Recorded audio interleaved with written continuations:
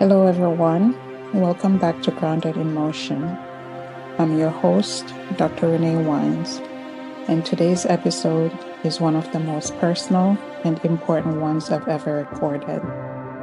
It's about hope, but not the soft, poetic kind that's romanticized, not the kind that waits for perfect circumstances or the right timing. I'm talking about active hope.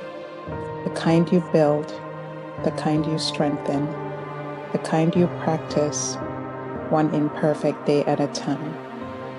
So today, I'd like to share my personal story with you. The first time I knew what breast cancer was, I was 13. I was sitting in the doctor's office with my dad when they told us there was a lump the size of a peanut in my left breast. At that age, I didn't truly understand fear, but I understood instinctively that something wasn't right, that something hidden and unsettling was happening inside my body. I couldn't name the fear then, but I felt it. Years later, about 10 years ago, I found 2 lumps, one just above my left breast and another tucked under my armpit, and they appeared overnight. This time, I was scared, really scared. I called my doctor immediately. Within 24 hours, I was sent for an ultrasound, followed by a mammogram. And here's the reality. Since turning 40, mammograms have become a regular part of my life, each one followed by a biopsy. And every time, I've received the same result. It's benign. Unlike so many women, I have never heard the dreaded diagnosis, but that doesn't make it easier. Because every time, there's always that quiet, suspended moment where I hold my breath and wonder, is this the moment everything changes? That moment changed me. It changed how I honor my body, how I use my time, how I show up in motion and in stillness. It taught me that hope is not passive, hope is a practice. Yet, I maintain joy despite the unknown. And here's something that's important to say. Even in the face of uncertainty, I choose happiness. I still ride, I still laugh, I still live fully. Not because I've conquered the unknown, but because I refuse to let the unknown rule my joy. Fear is real, but so is joy, and I refuse to wait for certainty to let myself feel alive. Happiness, like hope, is something I practice. Until recently, a friend of mine shared this article with me in the bicycling magazine titled The Fiercest Sisterhood in Cycling. It struck me deep in my core. It wasn't just about bikes. It was about women showing up for each other through cancer, through illness, through grief, and through fear. It reminded me of one of the shared strength created when we moved together. There was a line in the article that shattered me in the best way. My ride in life saves me. It gives me strength. Cycling has done that for me too, not as a single moment of rescue, but as a constant return to myself. Through motion, through breath, through space to feel, to heal, and to hope. That article reminded me, hope is not the reward at the end of the journey. Hope is the path itself. So people often ask me, Renee, why do you ride so many miles? Why so long? And why so hard? And I answer from the truth.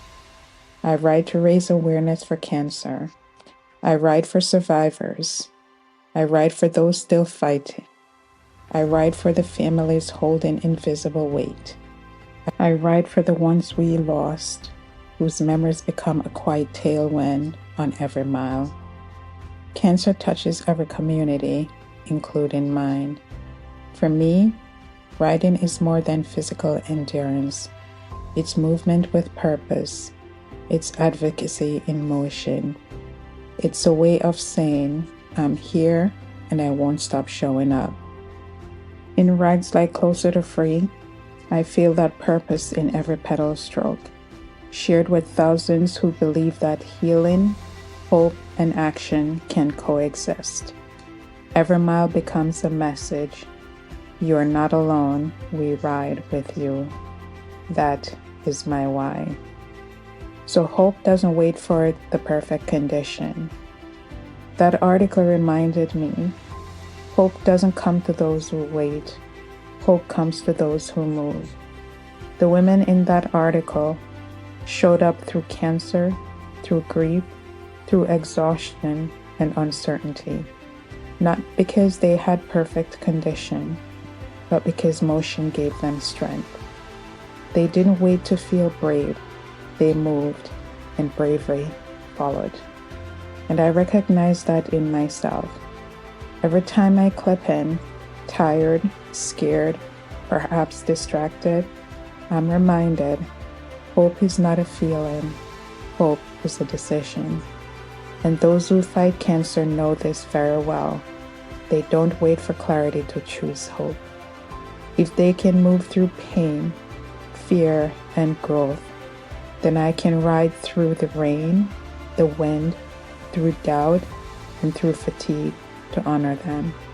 My struggle is so minuscule, their fight is everything, and thus hope demands motion. Cycling has taught me this fundamental truth. Hope lives in forward motion. The miles I ride aren't just strides of fitness. They are breaths, they are prayers, they are messages of resilience to myself and to those I ride for.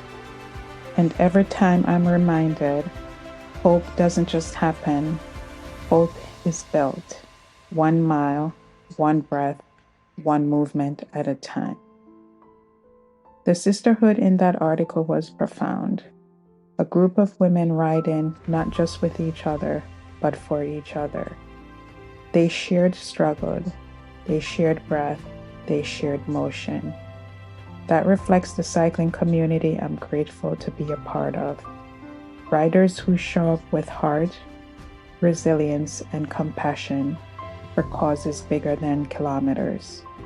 When we ride for cancer, we ride as a unified voice, saying, we see you, we honor you, we ride beside you.